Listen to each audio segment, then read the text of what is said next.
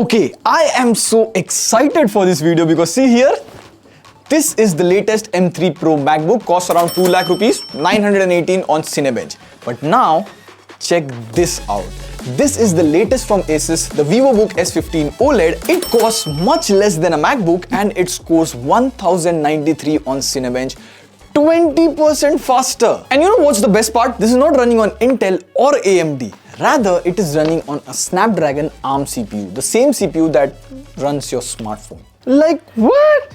Now, this raises a lot of questions. Like, what is an ARM CPU? Can you run all your software? Can it game? How is battery life? And more importantly, can it beat the Apple MacBook? Like, just like you guys, I'm excited as well.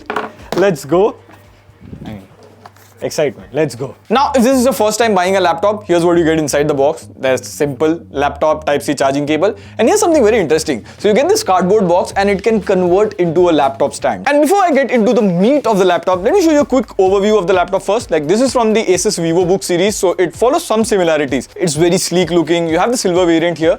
And this looks pretty minimal. Plus, it weighs only around 1.4 to 1.5 kg, which is lightweight for a laptop this size. Like, I've been carrying this every day to work and I had no issue whatsoever. You can easily open this with one hand. The hinge quality is pretty good. On the inside, you get a 15.6-inch 3K OLED display. Asus calls this Asus Lumina OLED. So I was watching the boys on this laptop and I must say the colors, brightness and all are pretty good, no complaints. Now, the biggest issues with OLED displays are burning. So to counter that, Asus has pixel shift and pixel refresh tech, which slightly moves the pixel over time. I'm curious, do you use an OLED laptop? Like, share your experience in the comment section. Besides this, scrolling on the laptop looks very fluid because the display has a 120Hz refresh rate. Also, I've been writing my scripts on this laptop and I must say the typing experience is nice. There is no screen wobble or anything as such. Plus, see here, I can change the color of the keyboard to anything because this entire keyboard is RGB. Also, the trackpad is fine, sufficiently big and smooth. Besides this, you also get all the necessary ports. On the left, you have HDMI 2.1, 2 Type-C USB 4 ports, a micro SD card reader and the headphone jack. On the right, you have 2 full-size USB-A 3.2 ports.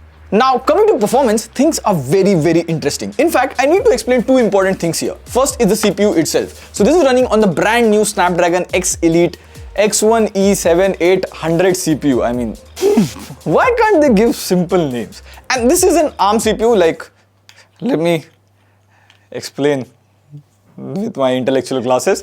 So CPUs are basically of 2 types. There is an x86 CPUs. These are the traditional Intel and AMD CPU. The CPU on your Windows laptop currently is x86. And then there is ARM CPU. These have been around for many years. In fact, the CPU powering your smartphone is an ARM CPU. Now, in the past, x86 was used to do heavier tasks like gaming, video editing and all of that. And ARM was used for low intensive tasks like running your smartphone or smartwatch. However, all of that changed in 2020 when Apple launched their M1 chip with an ARM CPU.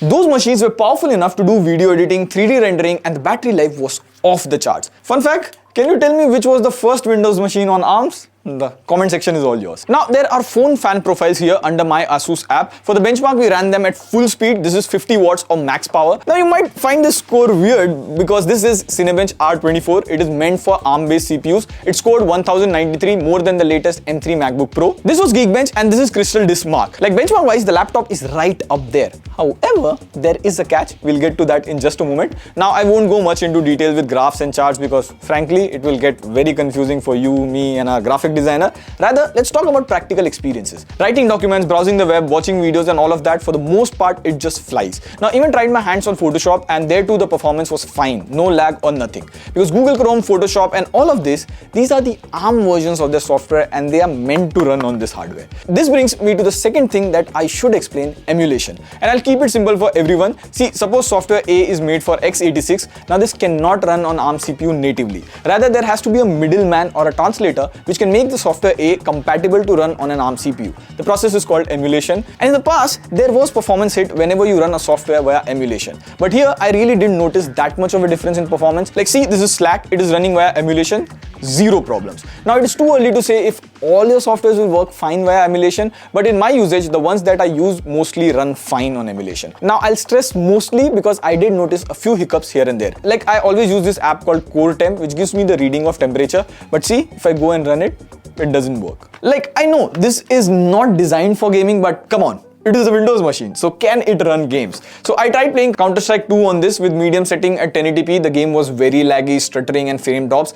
And remember the catch I mentioned earlier? Well, the thing is, performance plugged in versus performance on battery is pretty different. Like, let me demonstrate. I'll run Cinebench while the laptop is plugged in. See, the CPU utilization is around 100%. But if I run the same test on battery, CPU utilization goes back to 50%, which is kind of a bummer. But since this is the first iteration, I think it will get better with time. Another thing that is pretty unique with this laptop is that it is a Copilot plus PC. Now you'll be like, Pratik, every Windows laptop has Copilot, so how is this different?